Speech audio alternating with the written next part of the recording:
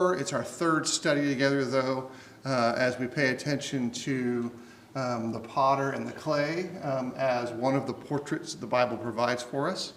We'll get into that text in just a second, but before we do so, let's go ahead and bow together in prayer. Heavenly Father, we thank you for the time that we share together. We thank you for your word. We thank you for its intent and purpose in our lives.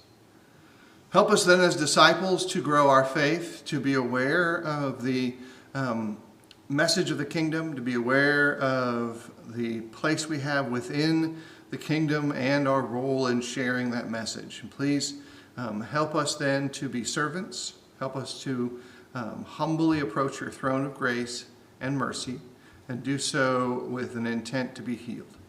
Please forgive us of our sins, and we offer this prayer in your Son's name. Amen. We are, again, thinking through the primary text of Jeremiah as it connects to the way that all humanity is seen by God, even though the specific applications we'll eventually arrive at are more kingdom connected, that is, looking inside the space of the body of Christ. But in order to do so, we're going to take two steps back a little bit and again think through some of the ideas of what an image is and what an idea of like what we call ourselves might mean. In Plato's Cratylus, there is a whole dialogue on the power of a name and what a name means. And let me ask you a question that I was stopped with when Jill and I were talking about a separate subject last night. How would you feel if your first name was different? Alan, what if you were raised up as Henry? Would your world change? Would you see yourself differently? Yes. Yeah, what we call ourselves has some meaning to it. What about you, Drew? What if you had an alternative name to your current existence? What if you were Steve? Would that be a little weird? Yeah. I think all of us could probably say, okay, if I don't have my name, then who am I? My name matters. I can't really fathom it. And Jill asked me, well, what if your name was Jax with an X? I'm like, I don't even know about that. I can't even fathom that one. I'm baffled by the whole experience. I've got a unique name because my mom gave it to me. It's the lesser common spelling of Philip.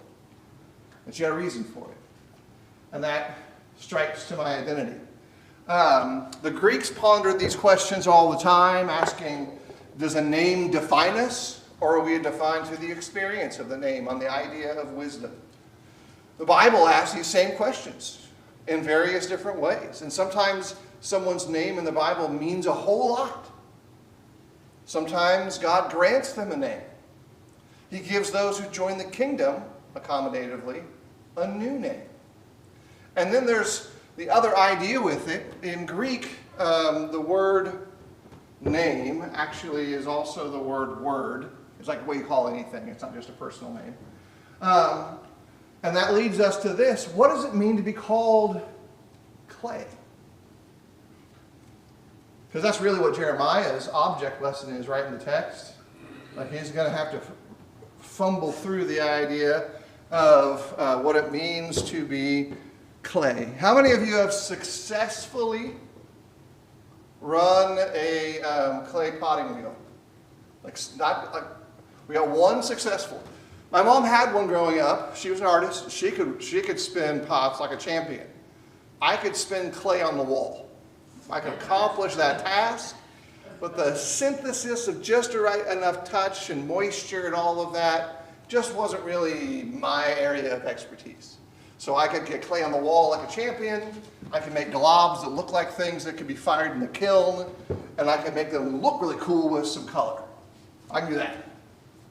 So I think most of us, though, then would know basically what goes on in the process of spinning a pot.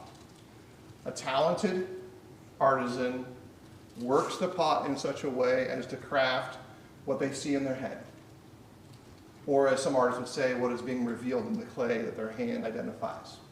They're revealing its absolute nature. But The clay never argues with you, does it? It feels like it does, right? It feels like the clay's fighting you, but it never really argues. It doesn't say, no, I'm not clay. And yet God is using this object lesson of the clay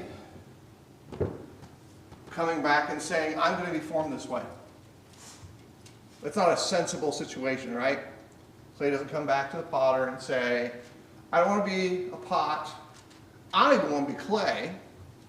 I would like to be a spear. So I want to be. I don't want to be a pot. I want to be a spear. Does it work that way? No. Alan, how functional is a clay spear, would you think? It'll break.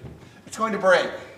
You couldn't even really fire, for clay, a successful spear point that would last much at all. If it even lasts its first context with any other device. And so a way to think about this for our perspective is to go back to this text and think about it in three kind of pictures. Potter's hands, the potter's heart, and then us as clay. What does it mean to be stripped of your name? Because you are. In Christ, to a certain degree, you're stripped of your identity. What goes on in here, over here, on this wonderful insulated location? What happens here? Get baptized. This is where our baptisms take place. And in that process, does something different come out of the water than what went into it? Supposedly, yes. Yeah, supposedly we're changed, right? That we have a part of that, like you would hope that. It should, like, metaphorically, that is full of dead men's bones. Metaphorically, right? Because new creations come out of it. And a new creation, accommodatively, has a new name, a new identity, a new sense of purpose. Submission is taking place. And remember this is one thing that I've noticed in the last couple of years that I think is super important. Every single time in the New Testament where baptism is discussed, the one being baptized is submitting. It's an act of submission to whatever's going on. So the grammar is super consistent. And so when the potter's hands, in this case in Jeremiah in chapter 8 and 18, get involved, something is changing substantially within that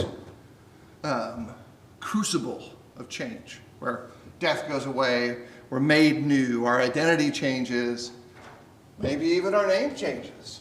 Under the idea that our names have some purpose beyond what we call them. There's the poets.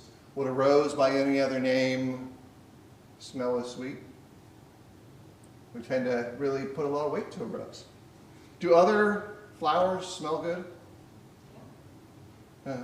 And sometimes you don't like them, and sometimes you do. If you're really sensitive to the smells that flowers put off, none of them smell that great, especially if your allergies are triggered by it. You might prefer the more subtle ones. Flip side can be true. You might really want the ones that are more pungent. There are some, apparently, some flowers that exist that are smelled really, really bad. A couple of them are notable examples.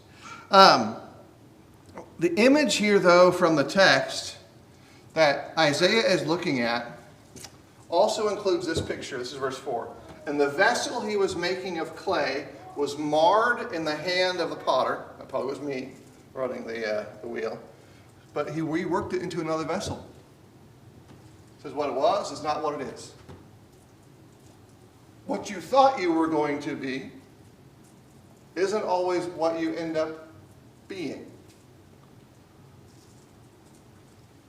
I've got a limited number of things that survived the great household flood that my dad's house went through in Tennessee, a pipe burst. And got a little bit of memorabilia from my childhood. And one of those is this little two different things from kindergarten and one in like a vocational thing I did in high school, like what I was going to be. The two things that both of them uniquely thought I was going to be, I apparently had the same idea in kindergarten as 10th grade, an FBI agent or an architect. I don't really feel like I do those things. Maybe I do, and I'm not noticing that I'm using those skills in that way. Hard to say. That's what I thought. And if you had talked to me after I graduated high school, I would have thought there was only two options. Music teacher, or I was going to get lucky and become a professional musician. Kind of do half of the other one, right?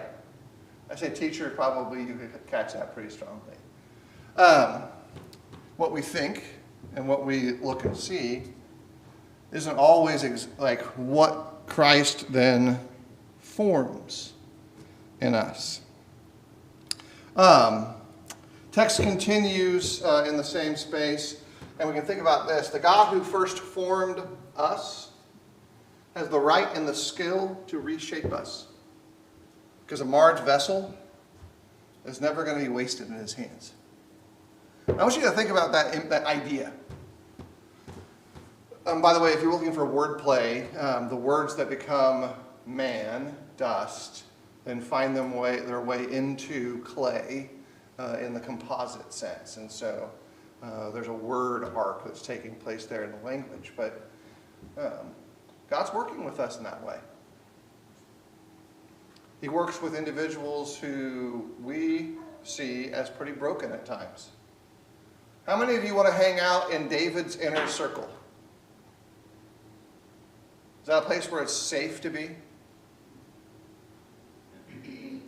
Well, so if you're young David, before David gets married, before David is king, after he's been identified as being kind of a special person, what's his life like? Where does he live? Caves. I'd be okay with caves. I've been to some of those caves. I probably wouldn't be okay with those caves, but I'd be okay with caves. But how many times does his king try to kill him? Yeah. One time a spear into the wall. Not a really great place to be, right? And then he has to run to foreigners to recover the trophies of his great conquest and then build an army. Has a chance to take the throne by force, doesn't. But what about 10 years into his reign? Is that a safe place to be? What happens to one of his mighty men? What happens to Uriah? Had him killed. Why? Because he saw him and wanted something. Oh, and by the way, the family of Bathsheba eventually participates in support of the rebellion against his descendancy. Like, not a place I want to be. I'm like, can I just go out like anywhere other than here? And yet, does God use David and reshape him? Yeah, in an uncomfortable way. A repurposed David is an uncomfortable truth. How many other individuals from Genesis to John would fit our picture of repurposed? Some? All the apostles. Well, yeah, if you go to, we go into the New Testament and the Gospels, the apostles are all repurposed. They weren't doing the work they thought they were going to do. Even Paul, Hebrew of Hebrews, expert in the Old Testament, Hebrew Bible, expert in the culture of Israel, clearly the best person to bring the gospel to the Hebrew nation, right? Expert. What's he spend the bulk of his latter part of his life doing? Preaching to whom? Gentiles. The Gentiles, who could care less about his status in Israel. We even see how he gets treated at times by those who were. Repurposed. Now that kind of leads us to, if that's true, and that's how God has worked, why is it that I keep trying to be my own potter? Because we're stupid. Okay, Well, we've got to the heart of the matter. That's one of my answers to that question. I think there's a sense of we feel like we can write our own story. I can just make it happen. I got my bootstraps. I'll pull myself up by them. I don't know how that works, but we think we can do that. And I can just figure it out. As much as we think that's true, actual reality is the opposite. How many unplanned encounters have changed the trajectory of your life? Small and big. I think it's big. Huge. Bob, what you got? You got anything specific or just a general sense? It would take quite a while to talk about. Well, maybe that's... It was a rescue of 4 men who've been overdue for 4 days, and the search had been canceled Yeah. after 3. But I was used, but I wasn't the only. We're saving that for another time, Bob. We'll put that in our pocket. That's the story we need to hear. We'll wait for that one. You just don't know what's going to happen when it happens, that you're the person at the right time. I spent a lot of time doing rescues for whitewater situations. A lot of my training for adventure is all whitewater stuff. But I've had some failures. I've talked about those publicly at times where I wasn't able to accomplish what I wanted to do. One of the times it's a different thing was I was out with the boys at the beach in Florida, and we were fine, but a couple other swimmers just lost their capacity to handle the strength of the waves, and they were getting undertowed a little bit. And all of a sudden, I'm there, and I get to help them make it back to shore while trying to figure out how to keep my 2 boys safe. So I hand them all my flotation stuff to the boys, and I'm the flotation stuff for the 2 women that need to get back to the shore, because that's just how you have to do it. And they just left. Like I got them back to the shore, and they walked off. I went back to the boys, and the boys were just sitting there going, Dad, what happened? They made some choices. I was there at the moment that they needed someone who could do the thing they couldn't do. And their life was permanently altered. So were my boys. It's a small thimble of reality. Because all of us incrementally every day are experiencing the flux of life that produces that outcome. And yet we still think, I'm in control. And God has no hand in my life whatsoever. We could even start including the things where I did something dumb, stupid, and somehow enough I'm still alive. I've started to figure out there's a lot of those. A long list.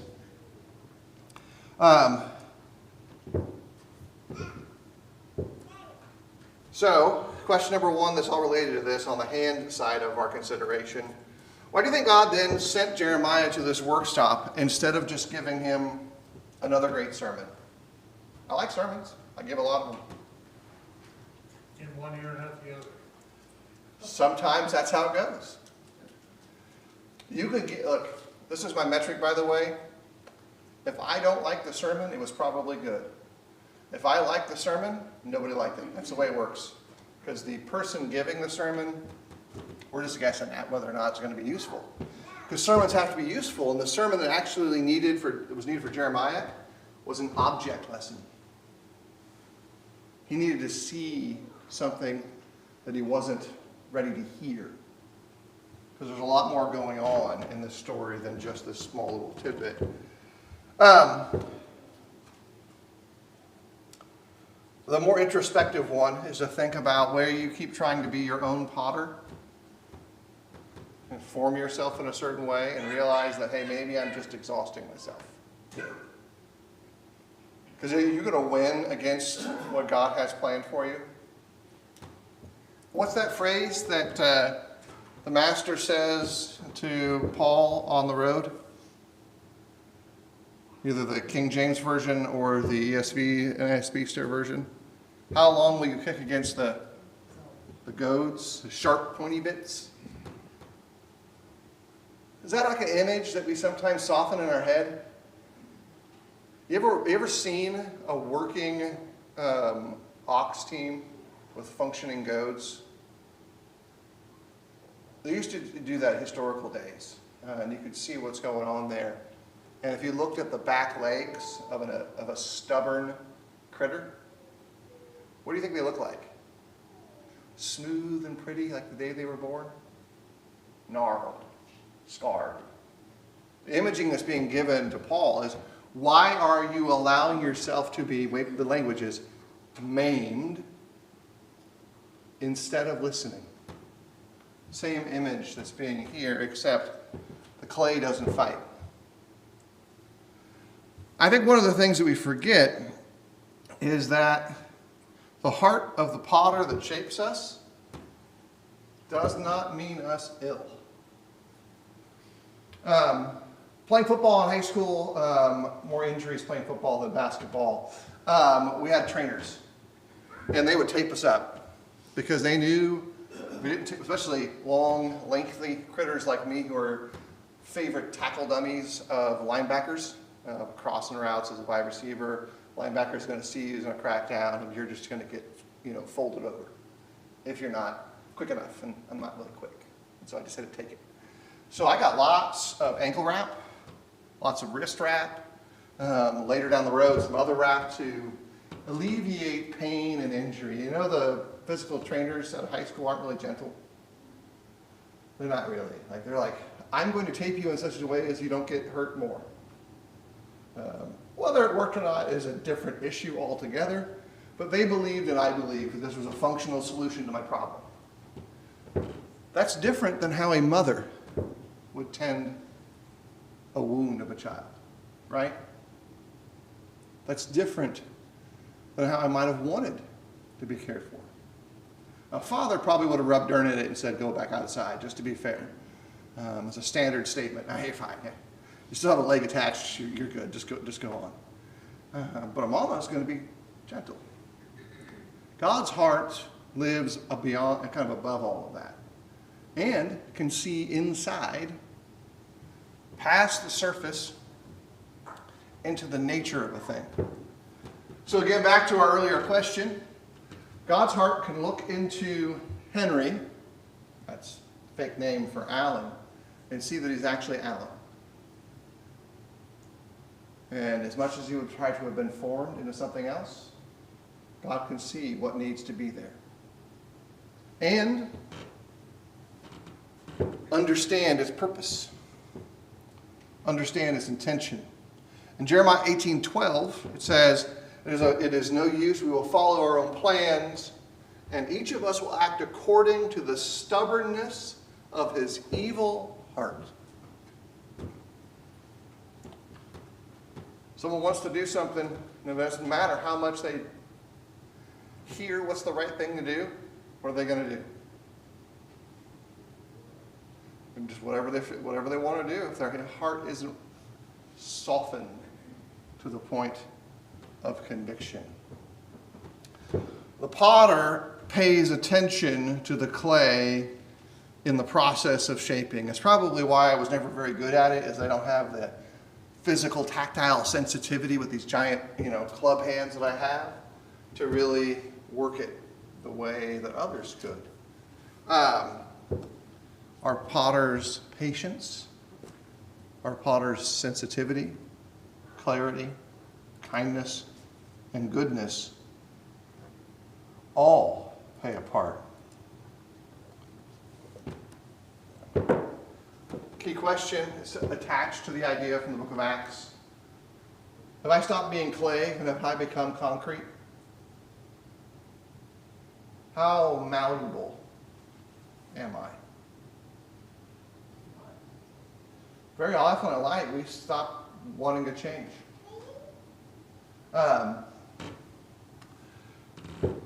Think to the last time you got bothered because something was changing in your world around you.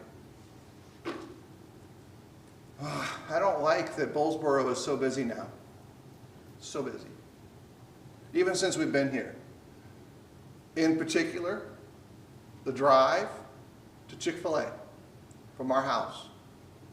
Now it feels like an extra decade. It doesn't, but it feels that way. And from Minix to to Chick-fil-A and solid cars on Wednesday nights. Before, I would just drive and go there. Do you guys feel changes like that in your life all the time and you just get frustrated by them and don't change, don't like it? Realize that to a certain degree, that's a concrete personality that you just allow to be stabilized, because some of those changes are inevitable. Like, I can't control it. I had no voice in the matter. Can't fix it, can't address it. What can I change about it? What was that? Your attitude. My attitude. Nearly all of the fruit of the Spirit, if not all of it, are choices. I can choose to think about it a different way. Maybe that means I've got to rearrange things to get an extra 5 minutes earlier in departure so that I'm not frustrated by the traffic, so I get to the restaurant at a time where my agitation isn't triggered. Maybe I shouldn't be agitated. It's a deeper level issue in the same context. But I want you to think about that while holding the sovereign nature of God, the potter, in your hand. Even in the small things. If I believe God raises up the King of nations, the president, and I do, and all the other nations, is it that much of a stretch to also include traffic? Traffic seems like not a big deal, right? Like, why would I say God has a hand in traffic? Because he's got a hand in everything. Does he have a hand in feeding the honeybees? Does he have a hand in that? Yeah. Are honeybees of less or greater consequence than traffic? Some days I think they're greater consequence than traffic. Traffic is less and less important to a certain degree. But I like my Chick-fil-A, and that kind of produces traffic. I'm part of the problem. Very usually the case. It's kind of hand in hand. I think there's something in there in us accepting the sovereign nature of God in the same area of considering how we are supposed to be clay, but we think clay is now permanent rather than still shapeable. Because we haven't really reached our point where we're going into the kiln to get completed. He is still effectively working us individually. The imaging also goes to the nation. But then in the New Testament, the same principles start to appear in other biblical texts, including other Old Testament passages, as well as the text of Romans. Paul uses these same images, Matthew, and a few others. Romans 9, though, in particular, has some of this. That's where, let's see if I can catch that real quick. Romans 9, verse 20. But who are you, O man, to answer back to God? Will what is molded say to its molder, have you made me like this? Has the potter no right over the clay to make out of the same lump one vessel for honorable use and another for dishonorable use? What if God, desiring to show his wrath and to make known his power, has endured with much patience vessels of wrath prepared for destruction, in order to make known the riches of his glory for vessels of mercy, he has prepared beforehand for glory, even us whom he has called, not from the Jews only, but also from the Gentiles.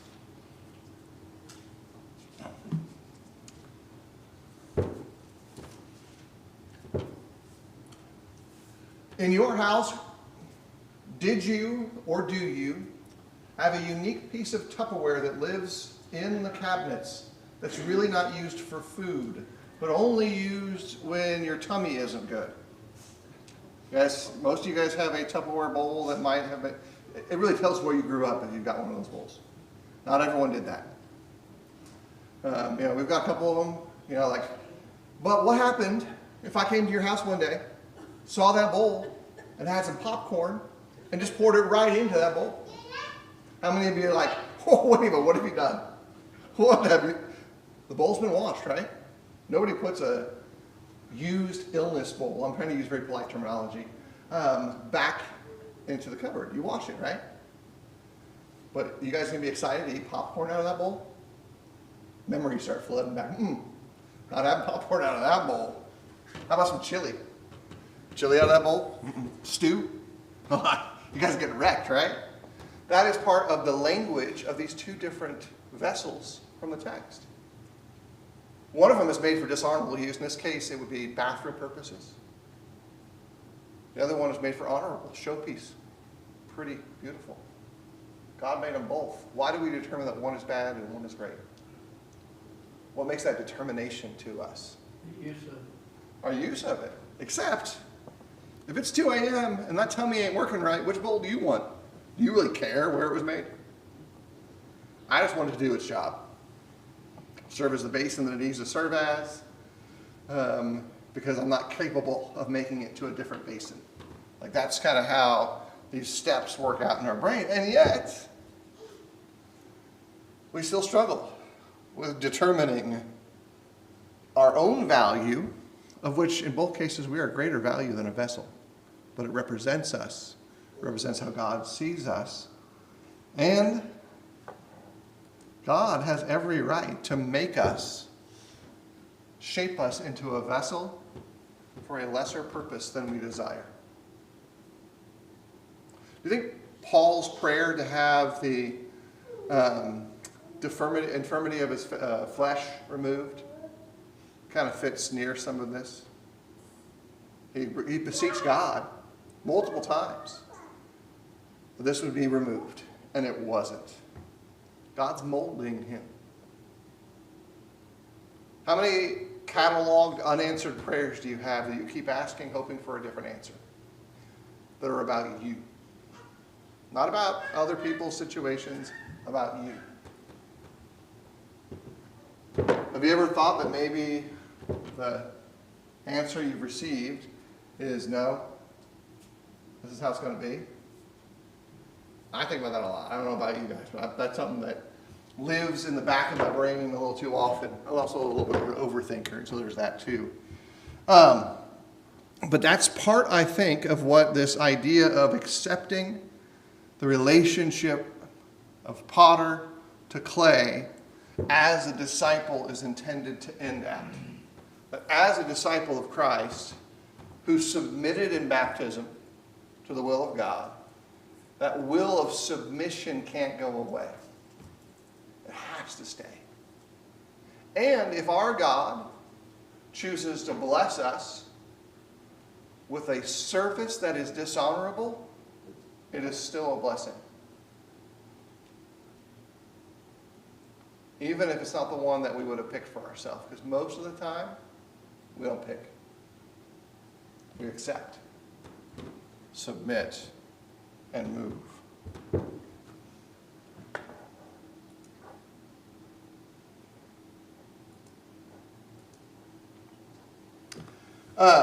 Some things to think about.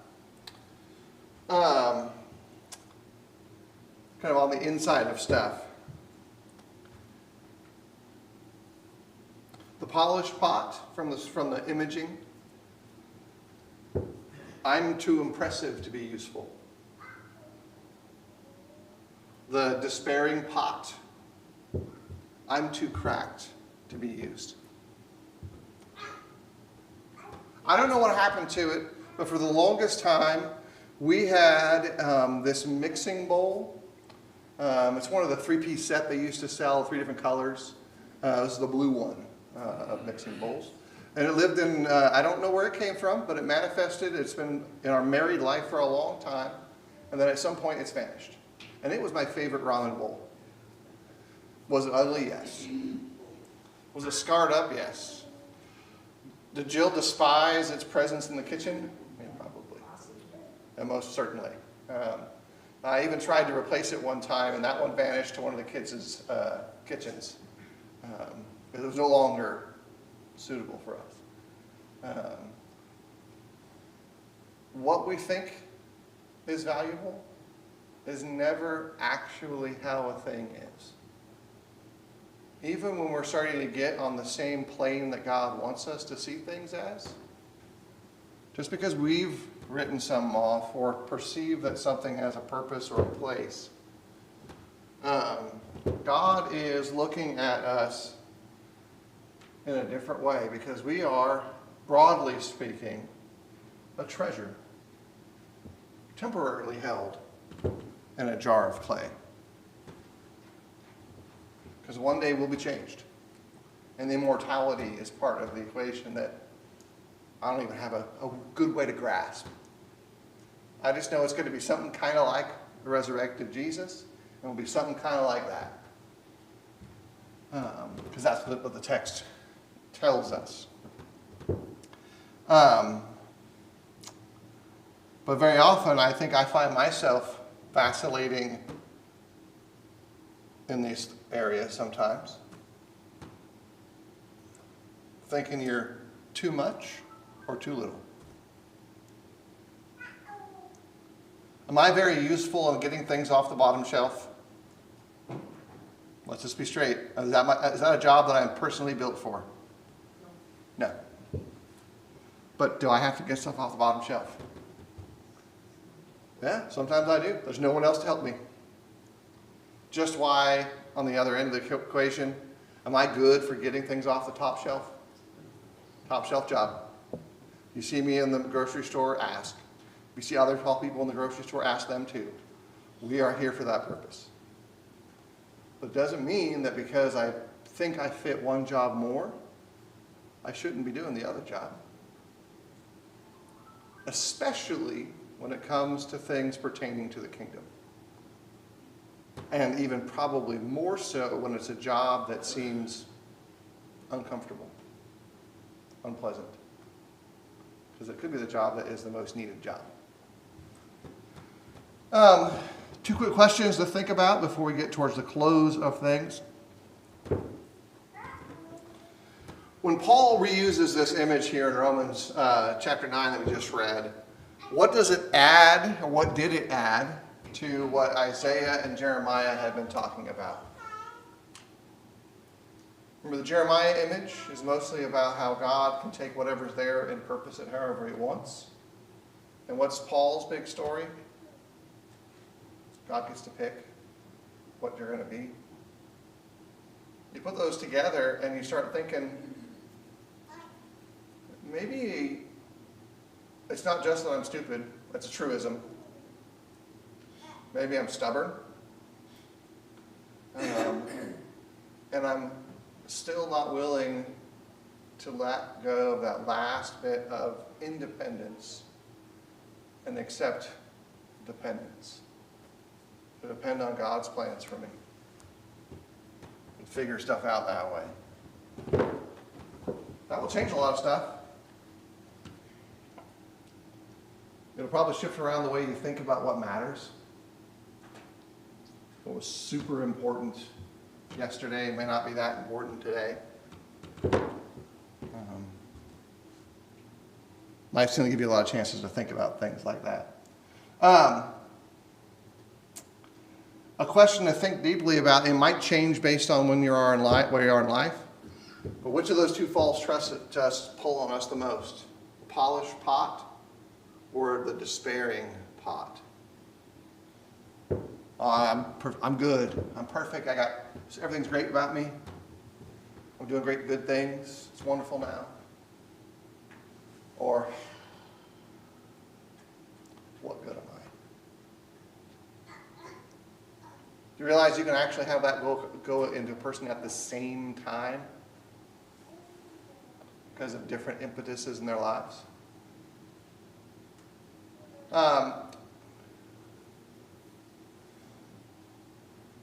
There is a myth, and I try to dispel this as much as I can, that when you are under the age of 20, that's the best days of your life. And you hear it a lot in public school. You hear it a lot in public spaces. Oh, this is the best days of your life.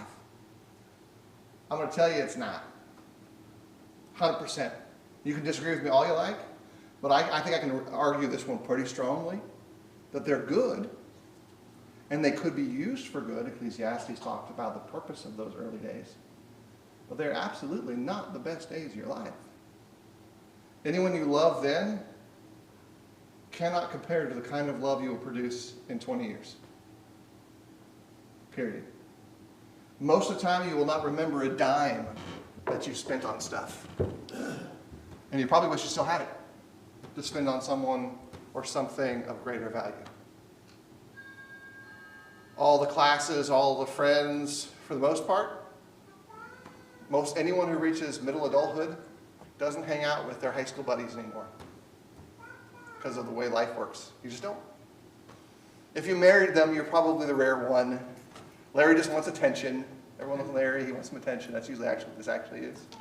But for the most part, that's not how it works. Our lives move us in different directions. And we realize that there's things that matter a whole lot more than we thought they did when they were so intense and so important to us. And that's the polish pot pulling on us.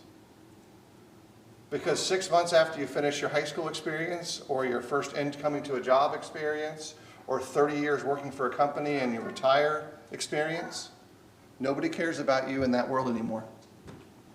Company's not calling you 3 months after you retire to fix their problems anymore. They're calling the new person they hired. In fact, they're happier because they're probably paying that person less to do the same job for what you were doing then. The world has forgotten you. And you can say, well, I was perfect. Now I'm despairing in my circumstances. I had all this stuff going on. I got nothing to do right now. In both of those instances, it's probably best to figure out how to trade self-authorship and despair for a soft, willing heart. What will God do with me? What will I let God do with me? What purpose does God have for me? And when it manifests, am I going to be like Paul and be maimed rather than obey? I'm pretty sure if you took the metaphorical pulse of our legs, we got some scars. Or we were stubborn, and God was like, you need to go this way. It's actually the right choice. It's uncomfortable. It's unpleasant. There's some self-revelation there, but it's direction to go. Any last questions? In the high school class, I usually ask this thing at the end of class where they can ask me any question they want. I'm not going to do that tonight, but maybe in the future. And by any question, literally anything is on the table for them, but we don't have time for that tonight. But maybe in a couple of weeks, we'll slide that one in there where we can have a little bit of a free-flowing space. We'll see. But that's it for tonight. We'll continue on our study going forward. Appreciate everyone's attention and participation.